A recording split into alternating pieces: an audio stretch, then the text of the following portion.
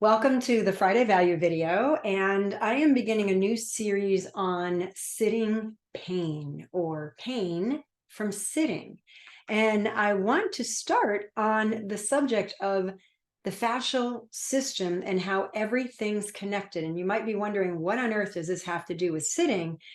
But I want you to see this. This is the thoracolumbar fascia, and it's extremely thick here, and it's invested into all around the spine. It very much impacts the function of both shoulders, the function of the pelvis and both hips.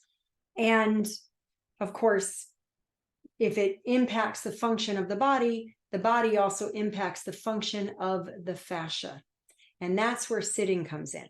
But I'm going to show you just 3 slides in this, and this is going to be a series. So I want you to see this. This is a tensegrity model developed by Tom Flemons.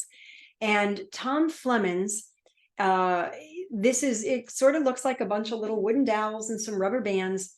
And I want you to consider, if you were to pull on any one of these little wooden dowels here, it could alter the structure pretty much anywhere.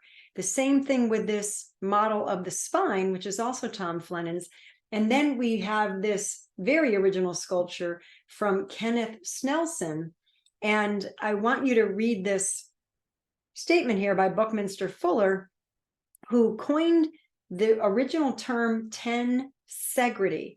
And this is explained by saying that it's a self-tensioning structure composed of rigid structures and cables with forces of traction and compression. Now, there's a difference between traction. Traction, or you're pulling things apart.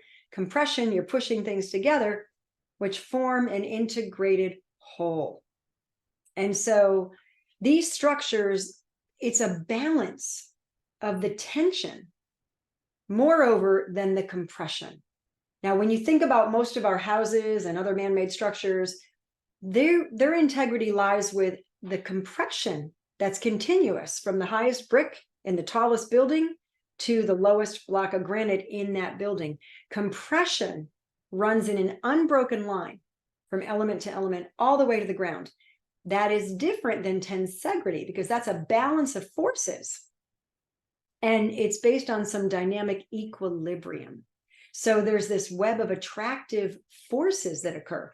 There's a pulling in, and there's a repelling that's happening, a pushing out. And it's the balance between those two things that makes this very efficient. Nature runs that way. A lot of things in nature and systems in nature naturally organize based on the elements of tensegrity, because it's extremely efficient and it requires minimal resources, and it's very resilient to external forces. A lot of bridges are tension bridges because it is such an efficient structure. So it's so important that you understand that your body is the same way. Your skeleton is a stack of bones. I mean, if I grab Betty Bones here, she's a stack of bones, right? And just like a stack of checkers, continuous compression structure, but you've got individual muscles hanging off of each bone in order to move it and make it dynamic. Okay, so every single classroom skeleton that you've ever seen is wired together, because those bones would not pull together, stay together. Joints would not function well without muscles creating that tensional attraction and repelling. We need that. Well, I apologize. That we need that fascial continuity. It is so important. So hopefully this is starting to make sense. And here's the last slide for this. You are a tension-dependent structure in a stretch-activated system. That's how you're designed.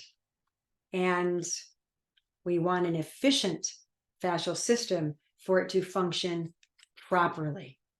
So hopefully this is interesting you, intriguing you, I should say. And I hope you look forward to the series. I will see you next Friday.